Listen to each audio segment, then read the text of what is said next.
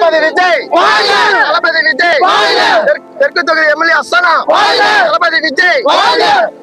ரொம்ப மகிழ்ச்சியா தான் இருக்கு அண்ணன் புதுச்சேரிக்கு வந்தது. நம்ம வந்துட்டு காரைக்கால்ல இருந்து வந்திருக்கோம். காரைக்கால் தெற்கு தொகுதி நம்ம அசனா இருக்காங்க, எக்ஸ்எம்எல்ஏ அசனா, அவங்க மூலியமா தான் நம்ம அவங்க ஆதரவுகளை தான் நம்ம வந்திருக்கோம். நம்ம வந்து விஜயை சந்திச்சிருக்கோம். விஜய் நாளமா பேசினாங்க. ரொம்ப மகிழ்ச்சியோட இருக்குது. ரொம்ப சந்தோஷமா இருக்குது. நம்ம காரைக்கால்ல இருந்து வந்திருக்கு. எல்லாமே எல்லாம் பார்த்துட்டு பசங்க எல்லாம் வந்து சந்தோஷமா இருக்கு. 2026 காரைக்கால் தெற்குல கண்டிப்பா வராங்க. அவங்க அசனா வந்து அதிமுகல இருந்து இங்க சேர்ந்திருக்காங்க. கண்டிப்பா வந்து இந்த 2026 வந்து ஜெயிக்க போறாங்க. கண்டிப்பா வந்துட்டு காரைக்கால் தெற்குல வந்து கண்டிப்பா வின் பண்ண போறோம். அதுல எந்த மாற்றமும் இல்ல. தளபதி தான் எங்களுக்கு முதலமைச்சரா வரணும். கண்டிப்பா இந்த வாட்டி 2026 புதுச்சேரியில நிறைய சீட்டை வந்துட்டு பிடிக்க போறாங்க தமிழக வெற்றி கழகம்.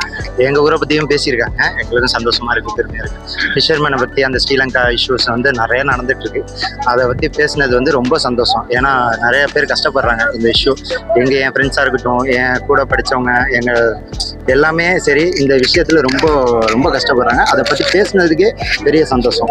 அதுதான் எங்களுக்கு ரொம்ப சந்தோஷமா இருக்கு. காரைக்கால்ல இருக்கோம், எங்க ஊரை பத்தி பெருமையா பேசியிருக்காங்க. ஃபிஷர்மேன் அந்த குறைங்களை பத்தி, அந்த ஸ்ரீலங்கா இஷ்யூவை பத்தி பேசினதே பெரிய ரொம்ப சந்தோஷம். டிஎம்கே பத்தி பேசியிருக்காரு.